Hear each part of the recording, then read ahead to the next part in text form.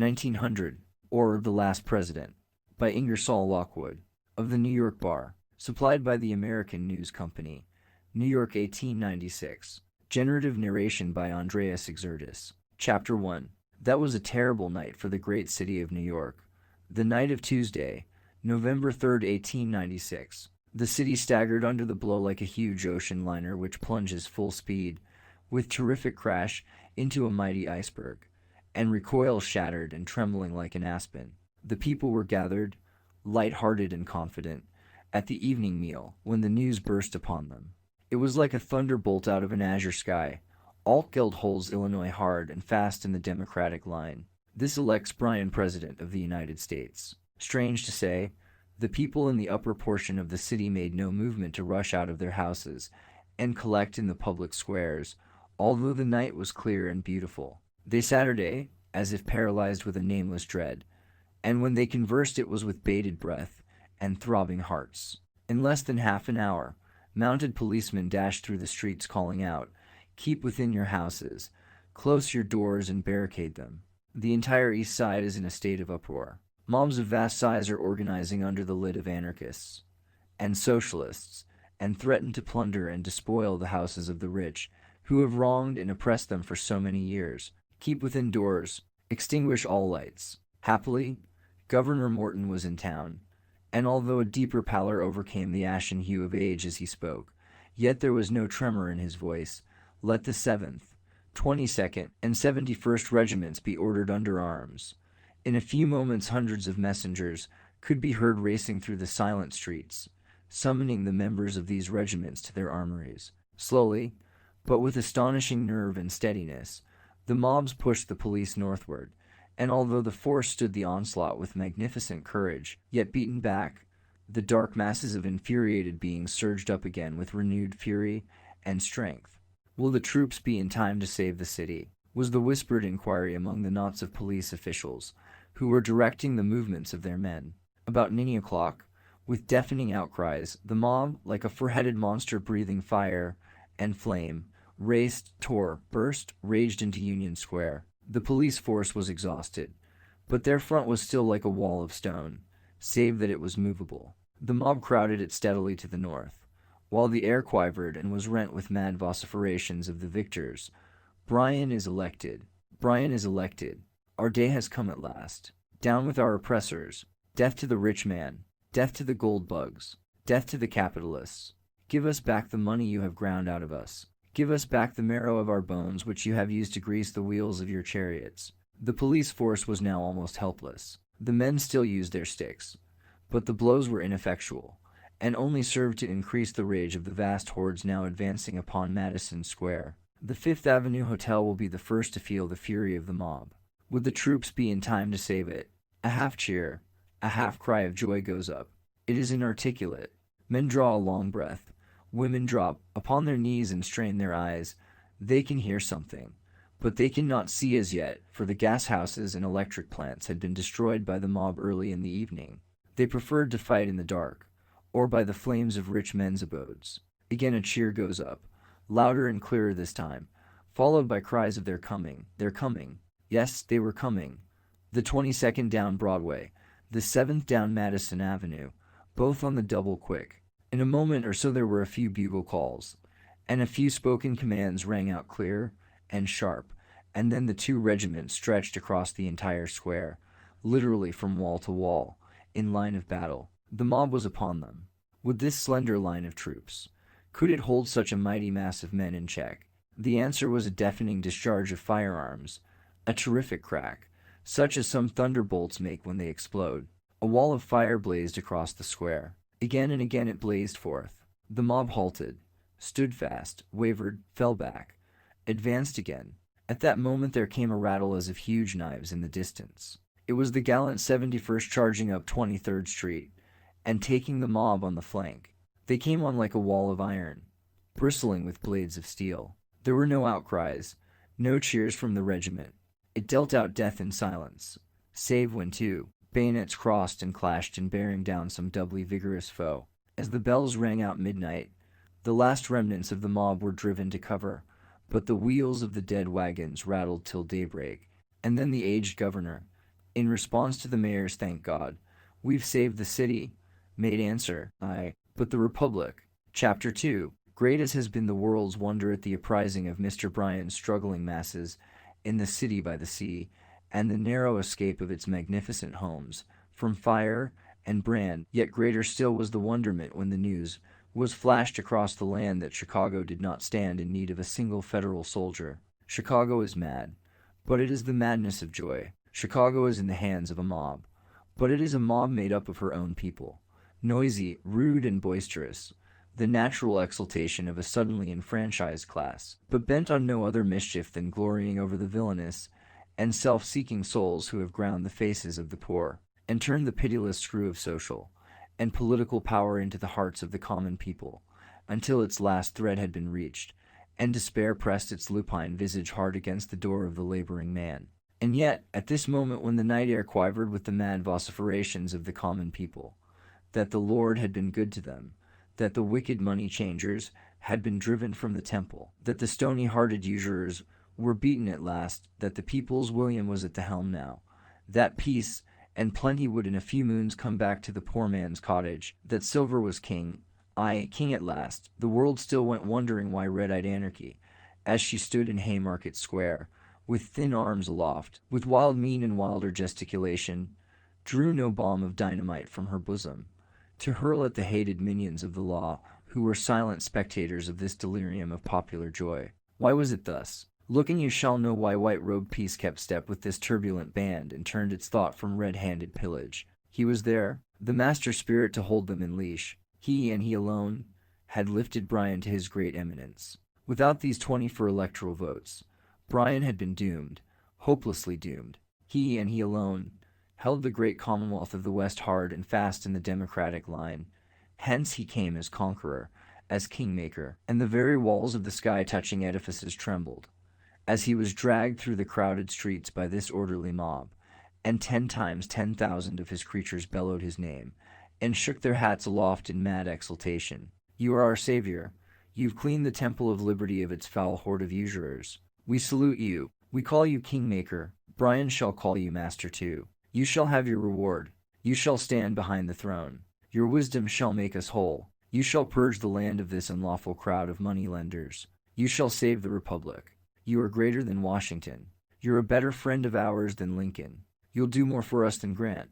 We're your slaves. We salute you. We thank you. We bless you. Hurrah, hurrah, hurrah. But yet this vast throng of tamed monsters, this mighty mob of momentarily good-natured haters of established order, broke away from the master's control for a few brief moments, and dipped their hands in the enemy's blood. The deed was swift as it was terrible. There were but 4 of them, unarmed, on pleasure bent. At sight of these men, 1,000 throats belched out a deep and awful growl of hatred. They were brave men, and backed against the wall to die like brave men. Stricken down, beaten, torn, trampled, dragged, it was quick work.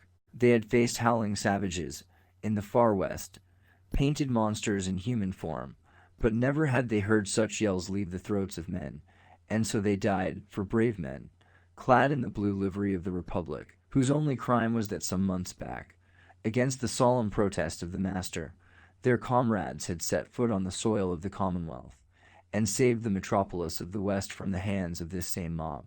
And so Chicago celebrated the election of the new president who was to free the land from the grasp of the money-lenders, and undo the bad business of years of unholy union between barterers and sellers of human toil and the lawmakers of the land. Throughout the length and breadth of the South, and beyond the Great Divide, the news struck hamlet and village like the glad tidings of a new evangel, almost as potent for human happiness as the heavenly message of 2,000 years ago. Bells rang out in joyful acclaim, and the very stars trembled at the telling, and the telling over and over of what had been done for the poor man by his brethren of the North. And around the blazing pine knots of the southern cabin, and in front of the mining campfires of the far west, the cry went up, "Silver is king, silver is king." Black palms and white were clasped in this strange love feast, and the dark-skinned grandchild no longer felt the sting of the lash on his sire's shoulder. All was peace and goodwill, for the people were at last victorious over their enemies, who had taxed and tithed them into a very living death. Now the laborer would not only be worthy of his hire, but it would be paid to him in a people's dollar, for the people's good. And now the rich man's coffers would be made to yield up their ill-gotten gain, and the sun would look upon this broad and fair land, and find no man without a market for the product of his labors. Henceforth, the rich man should, as was right and proper, pay a royal sum for the privilege of his happiness, and take the nation's taxes on his broad shoulders, where they belong. Chapter 3. The pens of many writers would not suffice to describe with anything like historical fullness and precision the wild scenes of excitement which, on the morning after Election Day, burst forth on the floors of the various exchanges throughout the Union. The larger and more important the money center, the deeper, blacker and heavier the despair which sank upon them after the violent ebullitions of protest, defiance, and execration had subsided. With some, it seemed that visions of their swift but sure impoverishment only served to transform the dark and dismal drama of revolution and disintegration into a side-splitting farce, and they greeted the prospective loss of their millions with loud guffaws and indescribable antics of horseplay and unseemly mirth. As the day wore on, the news became worse and worse. It was only too apparent that the House of Representatives of the 55th Congress would be controlled by the combined vote of the populists and free silver men, while the wild joy with which the entire South welcomed the election of Bryan and Sewell left little doubt in the minds of the Northern people that the Southern senators would, to a man, range themselves on the administration side of the great conflict into which the Republic was soon to be precipitated. Add to these the 20 senators of the free silver states of the North, and the new president would have the Congress of the Republic at his back. There would be nothing to stand between him and the realization of those schemes which an exuberant fancy, untamed by the hand of experience, and scornful of the leading strings of wisdom, can conjure up. Did we say nothing? Nay, not so, for the Supreme Court was still there. And yet Justice Field had come fully up to the 80th milestone in the journey of life, and Justice Gray was nearly 70, while one or two other members of this high court of judicature held to their lives with feeble grasp.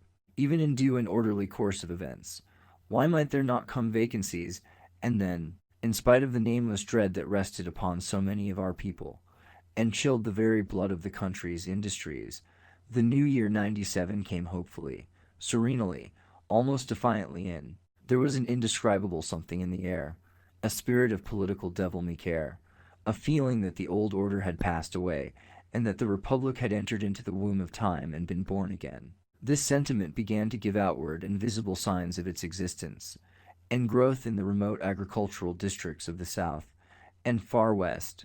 They threw aside their working implements, loitered about, gathered in groups in the words Washington, White House, Silver, Bryan offices, to for one, the South's day, reign of the common people, taxes, incomes, year of jubilee, free coinage, Wall Street, Altgeld, Tillman, Peffer, Coxey, were whispered in a mysterious way with head noddings and pursing up of mouths. As January wore away, and February, slipping by, brought Bryan's inauguration nearer and nearer, the groups melted into groups, and it was only too apparent that from a dozen different points in the South and Northwest Coxey armies were forming for an advance on Washington. In some instances they were well clad and well provisioned. In others, they were little better than great bands of hungry and restless men, demoralized by idleness, and wrought up to a strange degree of mental excitement by the extravagant harangues of their leaders, who were animated with but one thought, namely, to make use of these vast crowds of silver pilgrims, as they called themselves, to back up their claims for public office. These crowds of deluded people were well named silver pilgrims, for hundreds of them carried in hempen bags pieces of silverware, in 99 cases of 100, plated stuff of little value, which unscrupulous dealers and peddlers had palmed off upon them as sterling, with the promises that once in Washington, the United States Mint would coin their metal into Bryan dollars, giving to for one in payment for it. While these motley armies marched upon the capital of the Republic, the railway trains night and day brought vast crowds of new men, politicians of low degree, men out of employment, drunken and disgruntled mechanics, farmers' sons, to seek their fortunes under the reign of the people, healers and hangers-on of ward bosses, old men who had not tasted office for 30 years, and more, all inspired by Mr. Bryan's declaration that the American people are not in favor of life tenure in the civil service, that a permanent office-holding class is not in harmony with our institutions, that a fixed term and appointive offices would open the public service to a larger number of citizens, without impairing its efficiency, all bearing new besoms in their hands or across their shoulders, each and every one of them supremely confident that in the distribution of the spoils something would surely fall to his share, since they were the common people who were so dear to Mr. Bryan, and who had made him president in the very face of the prodigious opposition of the rich men, whose coffers had been thrown wide open all to no purpose, and in spite too of the satanic and truly devilish power of that hell upon earth known as Wall Street, which had sweated gold in vain in its desperate efforts to fasten the chains of trusts and the claws of soulless monsters known as corporations upon these very common people, soon to march in triumph before the silver chariot of the young conqueror. From the West. Chapter 4. There had been a strange prophecy put forth by someone, and it had made its way into the daily journals, and had been laughingly or seriously commented upon, according to the political tone of the paper, or the passing humor of the writer, that the 4th of March, 1897, would never dawn upon the American people. There was something very curious and uncanny about the prediction, and what actually happened was not qualified to loosen the fearful tension of public anxiety, for the day literally and truly never dawned upon the city of Washington, and well deserves its historical name, the dawnless day. At 6 o'clock, the hour of daybreak, such an impenetrable pall of clouds overhung the city that there came no signs of day. The gathering crowds could plainly hear the plaintive cries and lamentations put up in the Negro quarters of the city. Not until nearly 9 o'clock did the light cease to shine in darkness, and the darkness begin to comprehend it. But although it was a cheerless gray day, even at high noon, its heaviness set no weight upon the spirits of the jubilant tens of thousands which completely filled the city and its public parks, and ran over into camps and hastily improvised shelters outside the city limits. Not until the day previous had the president announced the names of those selected for his cabinet.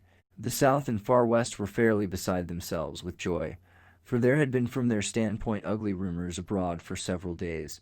It had even been hinted that Bryan had surrendered to the money changers, and that the selection of his constitutional advisers would prove him recreant to the glorious cause of popular government, and that the reign of the common people would remain but a dream of the struggling masses. But these apprehensions were short-lived. The young president stood firm and fast on the platform of the parties which had raised him to his proud eminence.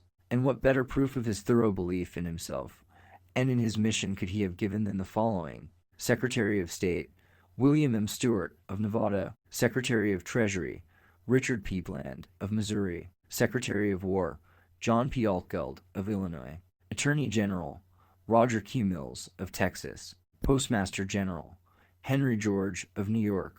Secretary Navy, John Gary Evans, of South Carolina. Secretary Interior, William Peffer, of Kansas. Secretary Agriculture, Leif Pence, of Colorado. The first thing that flashed across the minds of many upon glancing over this list of names was the omission therefrom of Tillman's. What did it mean? Could the young president have quarreled with his best friend, his most powerful coadjutor? But the wiser ones only shook their heads, and made answer that it was Tillman's hand that filled the blank for Secretary of the Navy, left there by the new ruler after the people's own heart. Evans was beauty creation of this great commoner of the South, an image graven with his hands. The inaugural address was not a disappointment to those who had come to hear it. It was like the man who delivered it, bold, outspoken, unmistakable in its terms, promising much, impatient of precedent, reckless of result, a double confirmation that this was to be the reign of the common people, that much should be unmade and much made over, and no matter how the rich man might cry out in anger or amazement, the nation must march on to the fulfillment of a higher and nobler mission than the impoverishment and degradation of the millions for the enrichment and elevation of the few. Scarcely had the young president, his large eyes filled with a strange light, and his smooth, hairless visage radiant as a cloudless sky, his wife's arm twined around his, and their hands linked in those of their children, passed within the lofty portal of the White House. Then he threw himself into a chair, and seizing a sheet of official paper penned the following order, and directed its immediate promulgation. Executive Mansion, Washington, D.C., March 4, 1897. Executive Order No. 1. in order that there may be immediate relief in the terrible financial depression now weighing upon our beloved country, consequent upon and resulting from the unlawful combination of capitalists and money-lenders both in this republic and in England, and that the ruinous and inevitable progress toward a universal gold standard may be stayed. The President orders and directs the immediate abandonment of the so-called gold reserve, and that on and after the promulgation of this order, the gold and silver standard of the Constitution be resumed and strictly maintained in all the business transactions of the government. It was 2 o'clock in the afternoon when news of this now world-famous executive order was flashed into the great banking centers of the country. Its effect in Wall Street beggars description. On the floor of the stock exchange men yelled and shrieked like painted savages, and, in their mad struggles, tore and trampled each other. Many dropped in fainting fits, or fell exhausted from their wild and senseless efforts to say what none would listen to. Ashen pallor crept over the faces of some, while the blood threatened to burst the swollen arteries that spread in purple network over the brows of others. When silence came at last, it was a silence broken by sobs and groans. Some wept, while others stood dumb-stricken as if it was all a bad dream, and they were awaiting the return of their poor distraught senses to set them right again. Ambulances were hastily summoned, and fainting and exhausted forms were borne through hushed and whispering masses wedged into Wall Street, to be whirled away uptown to their residences, there to come into full possession of their senses only to cry out in their anguish that ruin, black ruin, stared them in the face if this news from Washington should prove true. Chapter 5.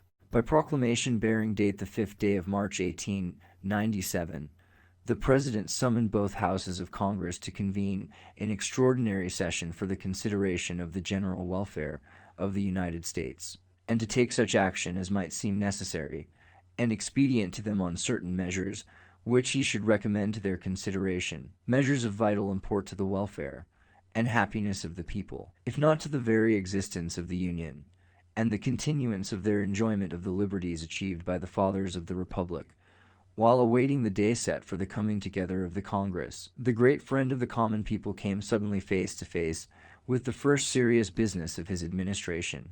50,000 people tramped the streets of Washington without bread or shelter. Many had come in quest of office, lured on by the solemn pronouncement of their candidate that there should be at once a clean sweep of these barnacles of the ship of state, and so complete had been their confidence in their glorious young captain, that they had literally failed to provide themselves with either purse or scrip or shoes, and now stood hungry and footsore at his gate, begging for a crust of bread. But most of those making up this vast multitude were the unarmed warriors of peaceful armies like the one once led by the redoubtable Coxey, decoyed from farm and hamlet and plantation by some nameless longing to go forth to stand in the presence of this new savior of society, whose advent to power was to bring them double pay for all their toil. While on the march all had gone well, for their brethren had opened their hearts and their houses as these 11 unarmed warriors had marched with flying banners and loud huzzas through the various towns on the route.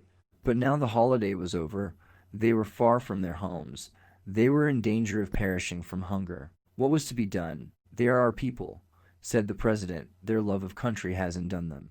The nation must not let them suffer, for they are its hope and its shield in the hour of war, and its glory and its refuge in times of peace. They are the common people for whose benefit this republic was established. The kings of the earth may desert them. I never shall. The Secretary of War was directed to establish camps in the peris and suburbs of the city, and to issue rations and blankets to these luckless wanderers until the government could provide for their transportation back to their homes. On Monday, March 15th, the President received the usual notification from both houses of Congress that they had organized and were ready for the consideration of such measures as he might choose to recommend for their action. The first act to pass both houses and receive the signature of the President was an act repealing the Act of 1873 and opening the mints of the United States to the free coinage of silver at the ratio of 16:1, with gold, and establishing branch mints in the cities of Denver, Omaha, Chicago, Kansas City, Spokane, Los Angeles, Charleston, and Mobile. The announcement that reparation had thus been made to the people for the crime of 1873 was received with loud cheering on the floors and in the galleries of both houses, and the great North heard these cheers and trembled. The next measure of great public import brought before the House was an act to provide additional revenue by levying a tax upon the incomes, substantially on the lines laid down by the legislation of $194. The Republican senators strove to make some show of resistance to this measure, but so solid were the administration ranks that they only succeeded in delaying it for a few weeks. This first skirmish with the enemy, however, brought the president and his followers to a realizing sense that not only must the Senate be shorn of its power to block the new movement of regeneration and reform by the adoption of rules cutting off prolonged debate, but that the new dispensation must at once proceed to increase its senatorial representation. For who could tell what moment some one of the northern silver states might not slip away from its allegiance to the friend of the common people? The introduction of a bill repealing the various civil service acts passed for the alleged purpose of regulating and improving the civil service of the United States, and of another repealing the various acts establishing national banks and substituting United States notes for all national bank notes based upon interest-bearing bonds, opened the eyes of the Republican opposition to the fact that the president and his party were possessed of the courage of their convictions, and were determined, come good report or evil report, to wipe all conflicting legislation from the statute books. The battle in the Senate now took on a spirit of extreme acrimony. Scenes not witnessed since the days of slavery were of daily occurrence on the floors of both the House and the Senate.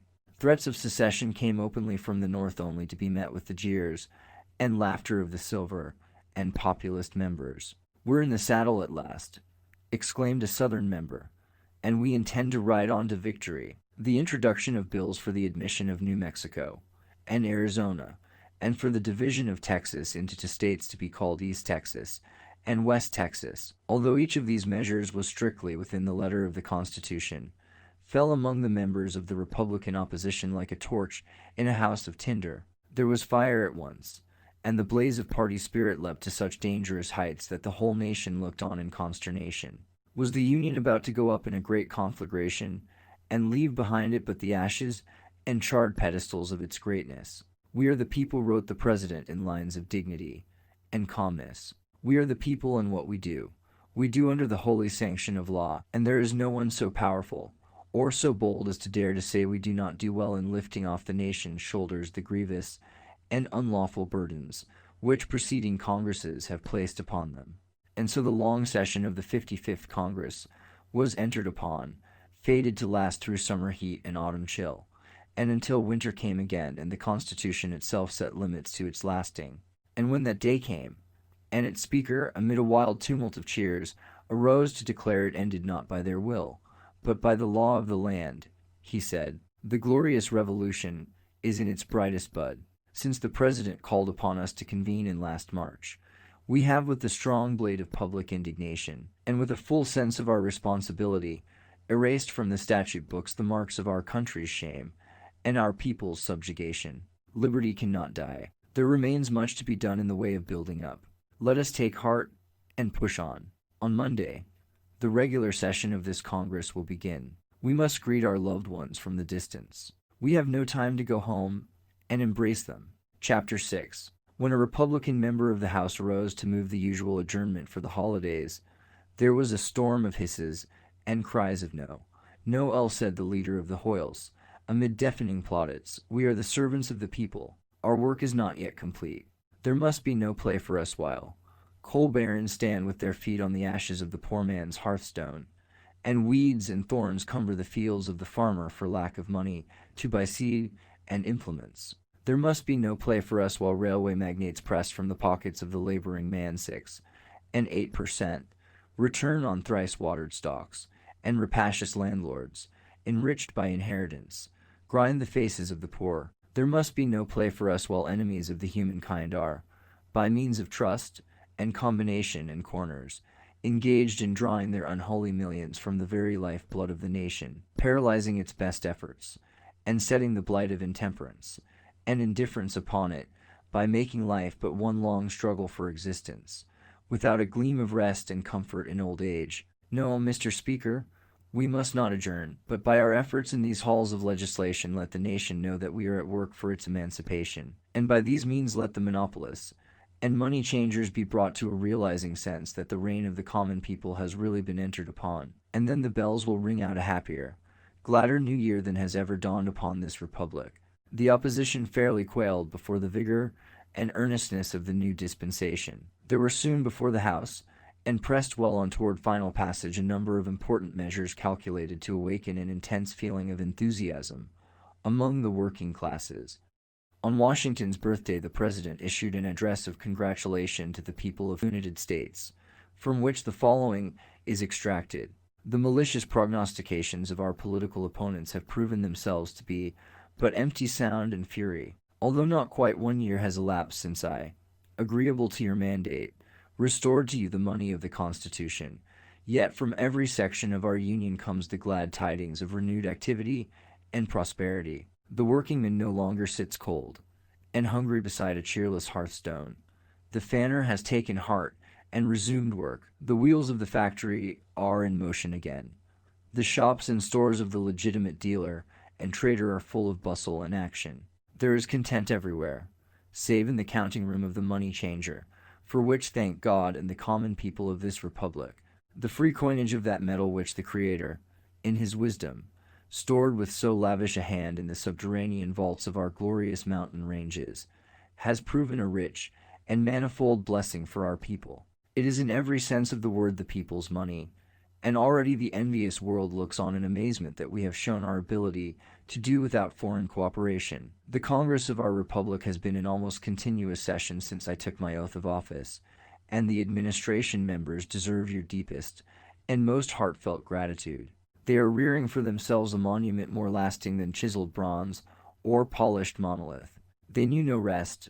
They asked for no respite from their labors until, at my earnest request, they adjourned over to join their fellow citizens in the observance of this sacred anniversary. Fellow citizens, remember the bonds which a wicked and selfish class of usurers and speculators fastened upon you. And on this anniversary of the birth of the Father of our country, let us renew our pledges to undo completely and absolutely their infamous work, and in public assembly and family circle, let us by new vows confirm our love of right and justice, so that the great gain may not slip away from us, but go on increasing so long as the statute books contain a single trace of the record of our enslavement.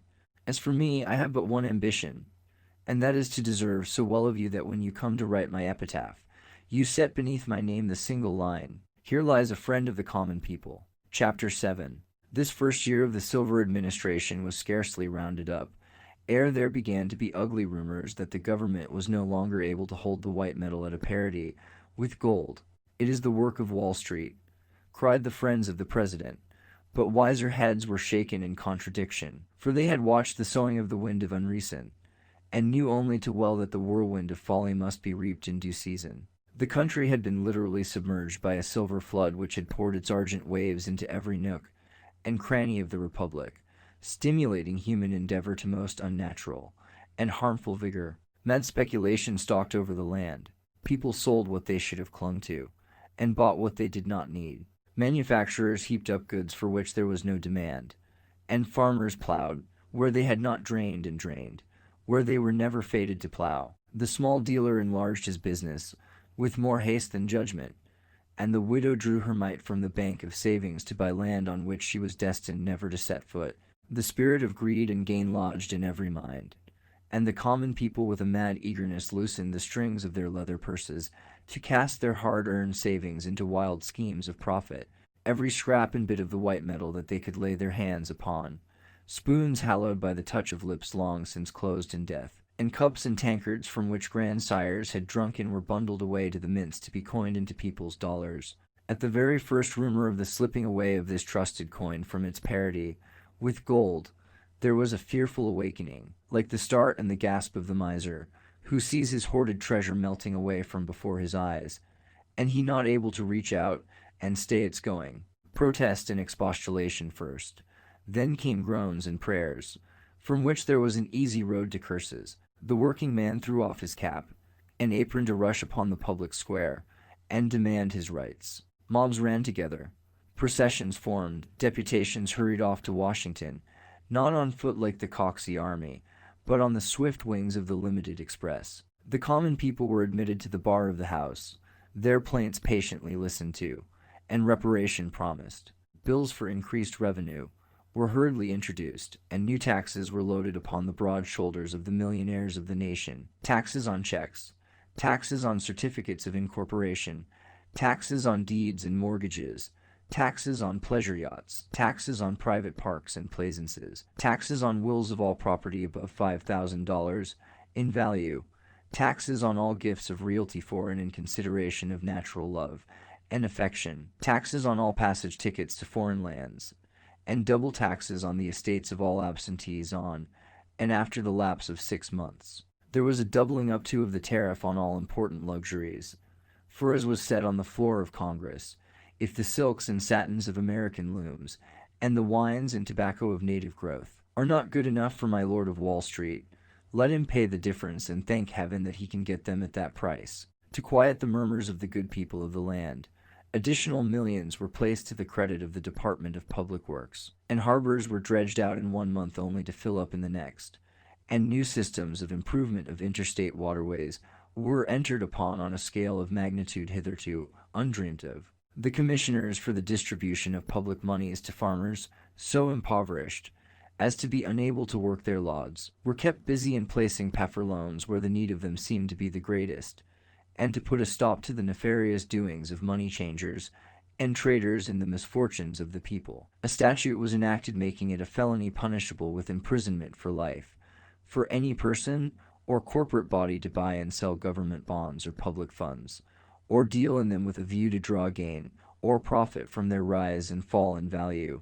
But try never so hard, the government found itself powerless to check the slow but steady decline in value of the people's dollar. By midsummer, it had fallen to 43 cents, and ere the fair Northland had wrapped itself, like a scornful beauty, in its autumn mantle of gold, the fondly trusted coin had sunk to exactly 1/3 of the value of a standard gold dollar. People carried baskets in their arms, filled with the now discredited coin, when they went abroad to pay a debt or make purchase of the necessaries of life. Hussacks of the white metal were flung at the door of the mortgagee, when discharge was sought for a few $1,000s.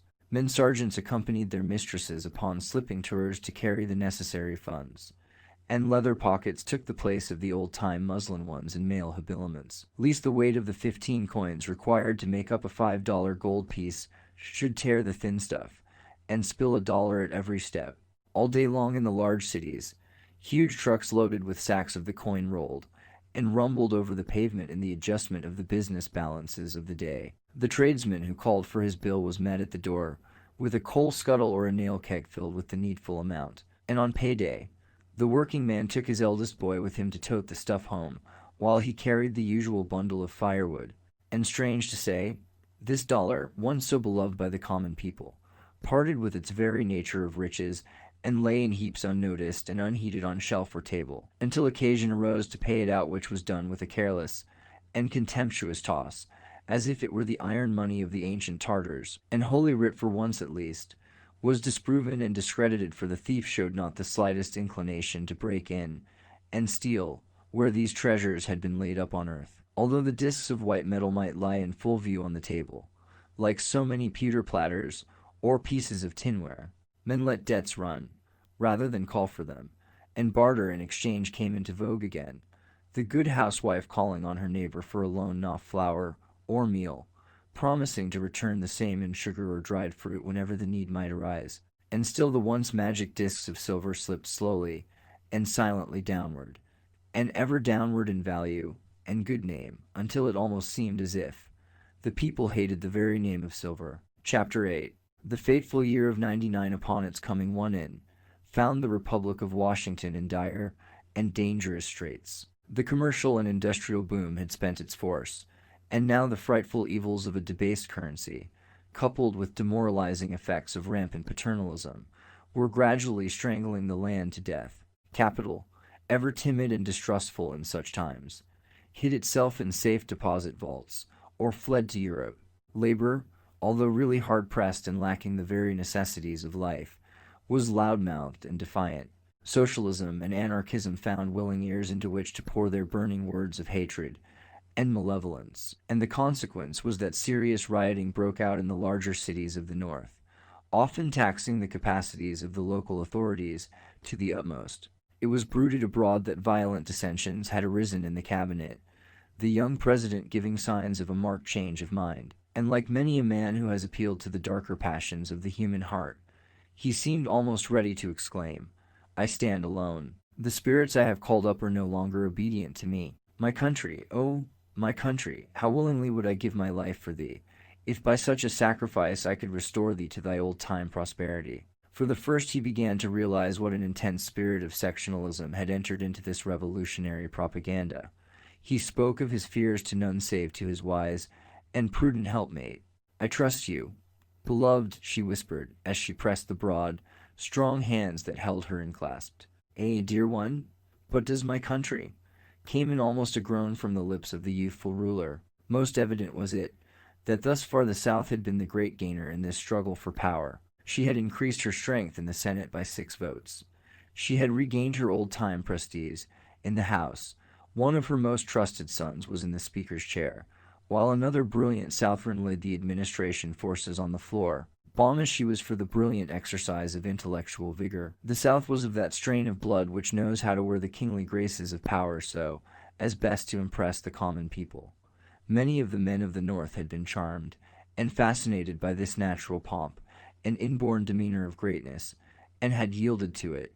Not a month had gone by that this now dominant section had not made some new demand upon the country at large. Early in the session, at its request, the internal revenue tax which had rested so long upon the tobacco crop of the South, and poured so many millions of revenue into the national treasury, was wiped from the statute books with but a feeble protest from the North.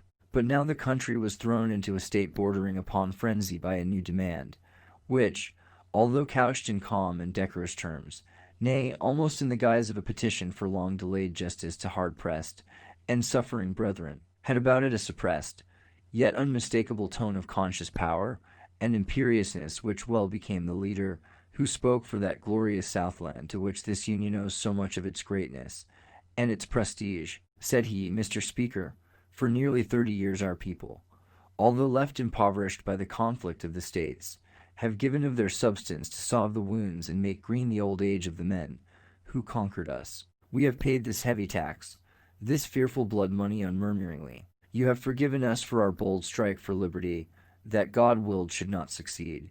You have given us back our rights, opened the doors of these sacred halls to us, called us your brothers, but unlike noble Germany, who was content to exact a lump sum from La Belle France, and then bid her go in peace and freedom from all further exactions, you have for nearly 30 years laid this humiliating war tax upon us, and thus forced us year in and year out to kiss the very hand that smote us. Are we human that we now cry out against it?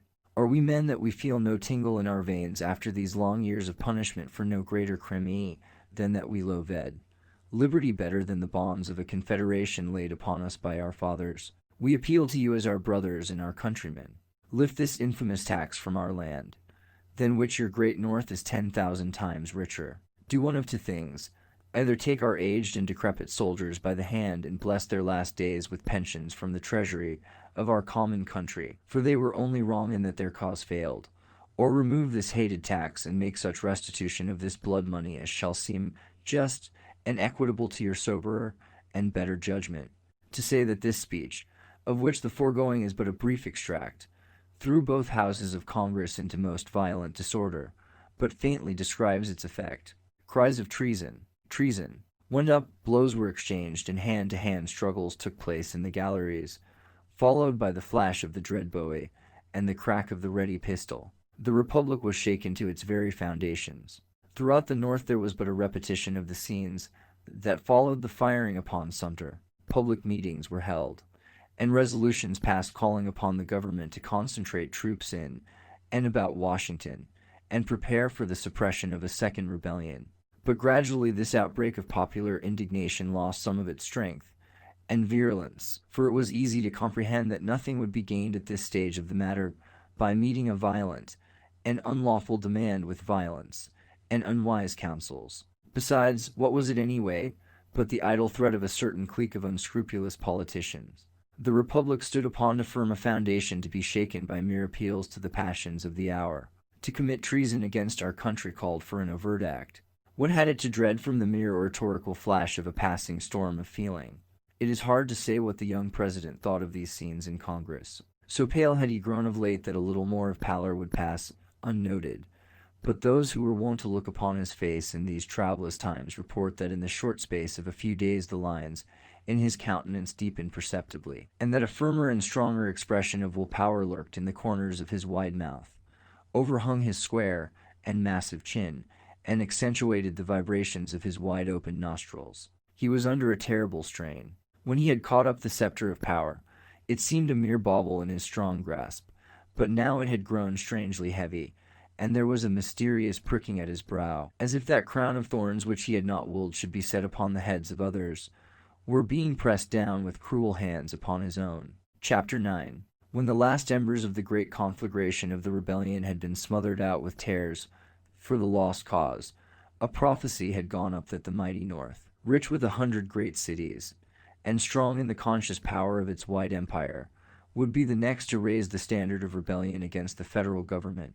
But that prophet was without honor in his own land, and none had paid heed to his seemingly wild words. Yet now, this same mighty North Saturday, there in her grief and anxiety, with her face turned southward, and her ear strained to catch the whispers that were in the air, had not the scepter of power passed from her hand forever? Was not the revolution complete? Were not the populists and their allies firmly seated in the halls of Congress? Had not the Supreme Court been rendered powerless for good by packing it with the most uncompromising adherents of the new political faith? Had not the very nature of the federal government undergone a change? Was not paternalism rampant? Was not socialism on the increase? Were there not everywhere evidences of an intense hatred of the North, and a firm determination to throw the whole burden of taxation upon the shoulders of the rich man, in order that the surplus revenues of the government might be distributed among those who constitute the common people? How could this section of the Union ever hope to make head against the South, united, as it now was, with the rapidly growing states of the Northwest? Could the magnificent cities of the North content themselves to march at the tail of Tillman's and Pepper's chariots? Had not the South a firm hold of the Senate? Where was there a ray of hope that the North could ever again regain its lost power? And could it for a single moment think of entrusting its vast interests to the hands of a people differing with them on every important question of statecraft, pledged to a policy that could not be otherwise than ruinous to the welfare of the grand commonwealths of the middle and eastern sections of the Union and their sister states T-side of the Mississippi? It were madness to think of it. The plunge must be taken. The declaration must be made. There was no other alternative, save abject submission to the chieftains of the new dispensation, and the complete transformation of that vast social and political system vaguely called the North. But this revolution within a revolution would be a bloodless one, for there could be no thought of coercion, no serious notion of checking such a mighty movement. It would be in reality the true republic purging itself of a dangerous malady, sloughing off a diseased and gangrened member, no more, no less. Already this mighty movement of withdrawals from the white Najmat of the Union was in the air.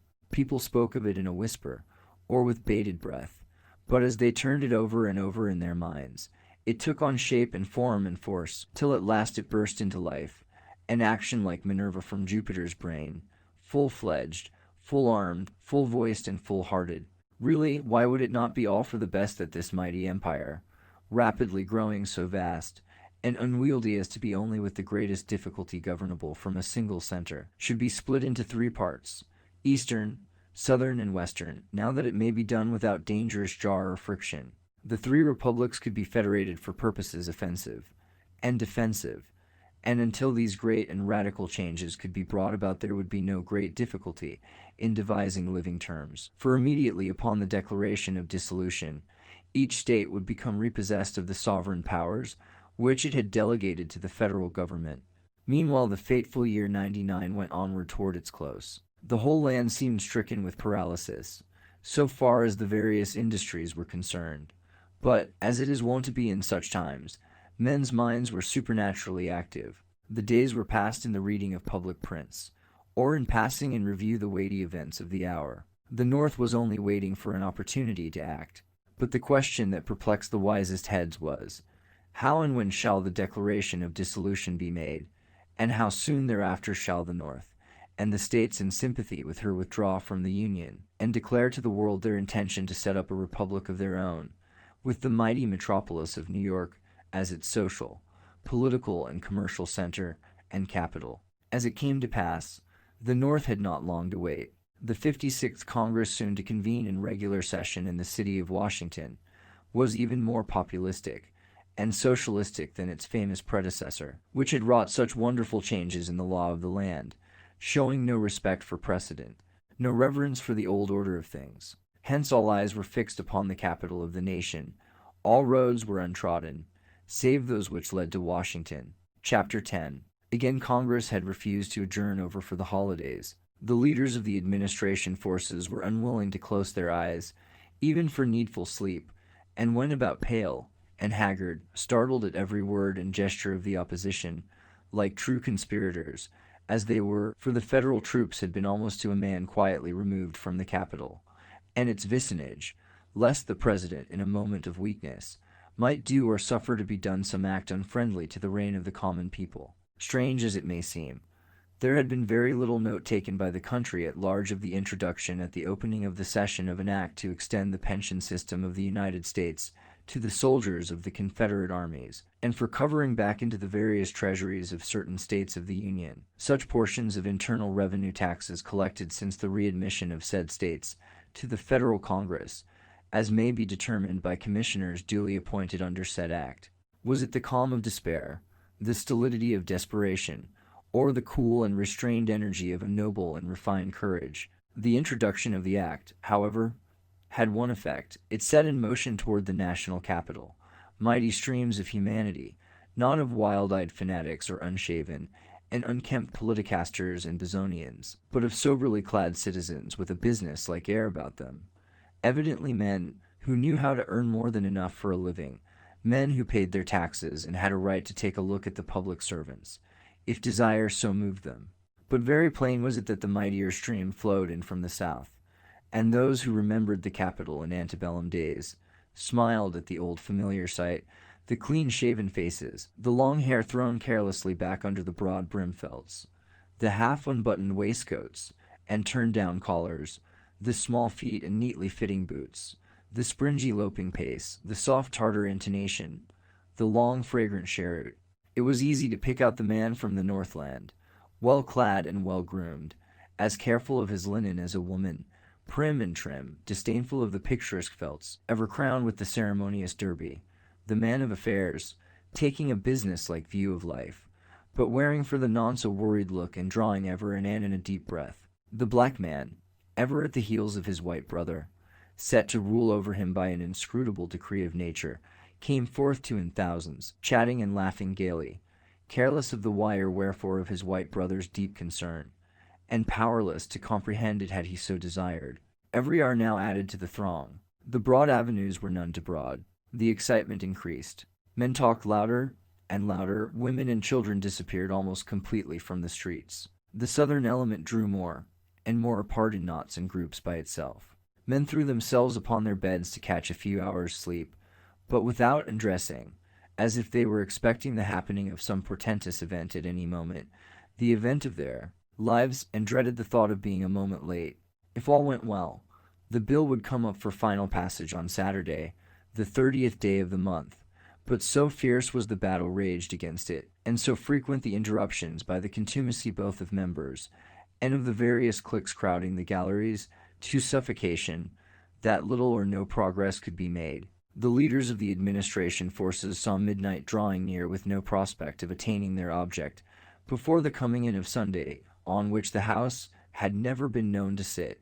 An adjournment over to Monday of the new year might be fatal, for who could tell what unforeseen force might not break up their solid ranks and throw them into confusion? They must rise equal to the occasion. A motion was made to suspend the rules, and to remain in continuous session until the business before the House was completed. Cries of unprecedented, revolutionary, monstrous, came from the opposition, but all to no purpose. The House settled down to its work with such a grim determination to conquer that the Republican minority fairly quailed before it. Food and drink were brought to the members in their seats. They ate, drank, and slept at their posts, like soldiers determined not to be ambushed or stampeded. It was a strange sight, and yet an impressive one withal. A great party struggling for long-deferred rights, freemen jealous of their liberties, bound together with the steel hooks of determination that only death might break asunder. Sunday came in at last, and still the struggle went on. The people know no days when their liberties are at stake, cried the leader of the House. The Sabbath was made for man, and not man for the Sabbath. Many of the speeches delivered on that famous Sunday sounded more like the lamentations of a Jeremiah, the earnest and burning utterances of a Paul, or the scholarly and well-rounded periods of an Apollos. The weary hours were lightened by the singing of hymns by the Southern members, most of them good Methodists, in which their friends and sympathizers in the galleries joined full-throated and fuller-hearted, while at times, clear, resonant, and in perfect unison, the voices of the staunch men of the North broke in and drowned out the religious song with the majestic and soul-stirring measures of John Brown's body, the glory, hallelujah of which seemed to hush the tumult of the chamber like a weird chant of some invisible chorus breaking in upon the fierce rioting of a Belshazzar's feast. Somewhat after 11 o'clock, an ominous silence sank upon the opposing camps. The Republican leaders could be seen conferring together nervously. It was a sacred hour of night, thrice sacred for the great Republic. Not only a new year, but a new century was about to break upon the world. A strange hush crept over the turbulent House, and its still more turbulent galleries. The Republican leader rose to his feet. His voice sounded cold and hollow. Strong men shivered as they listened. "Mr. Speaker, we have done our duty to our country. We have nothing more to say, more blows to strike. We cannot stand here within the sacred precincts of this chamber and see our rights as freemen trampled beneath the feet of the majority. We have striven to prevent the downfall of the Republic, like men sworn to battle against wrong and tyranny, but there comes a time when blank despair seizes upon the hearts of those who struggle against overwhelming odds. That hour has sounded for us, we believe our people, the great and generous people of the North, will cry unto us, 'Well done, good and faithful servants.' If we do wrong, let them condemn us. We, every man of us, Mr. Speaker, have but this moment sworn not to stand within this chamber and witness the passage of this act. Therefore we go. Not so, my countrymen," cried a clear metallic far-reaching voice that sounded through the chamber with an almost supernatural ring in it.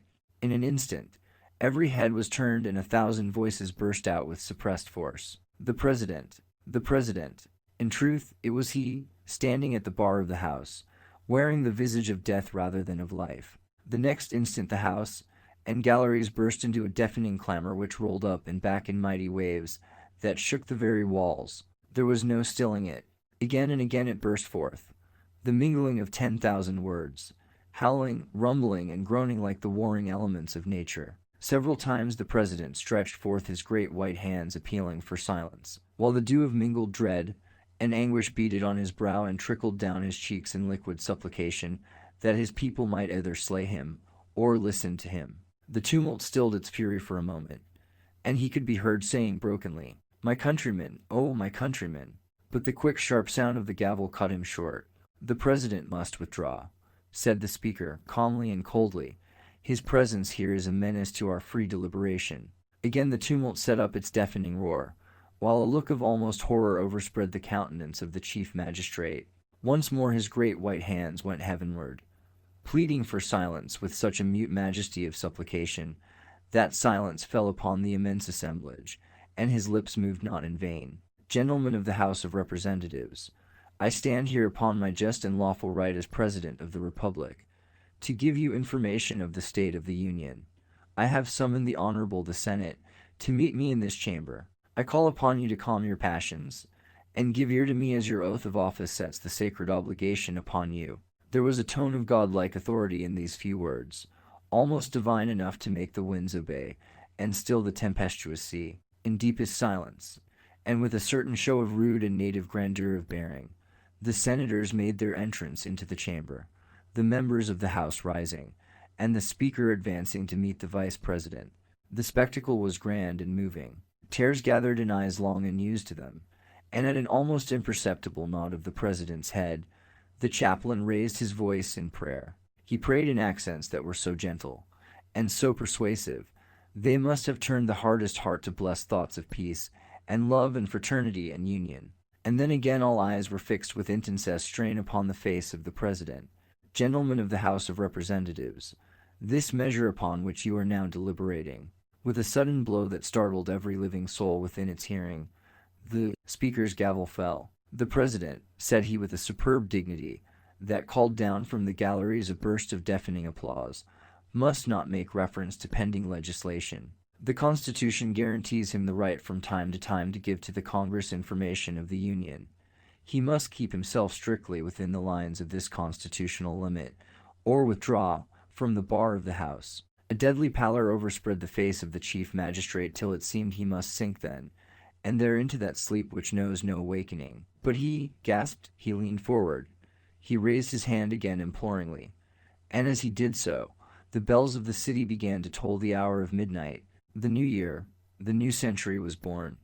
But with the last stroke, a fearful and thunderous discharge as of 1,000 monster pieces of artillery shook the Capitol to its very foundations, making the stoutest heart stand still, and blanching cheeks that had never known the coward color. The dome of the Capitol had been destroyed by dynamite.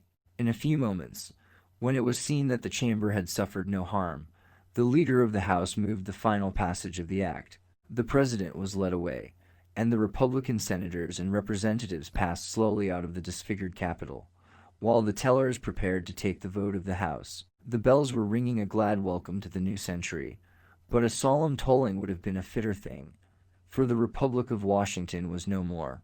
It had died so peacefully that the world could not believe the tidings of its passing away. As the dawn broke cold and gray, and its first dim light fell upon that shattered dome, glorious even in its ruins, a single human eye, filled with a gleam of devilish joy, looked up at it long and steadily, and then its owner was caught up and lost in the surging mass of humanity that held the Capitol girt round and round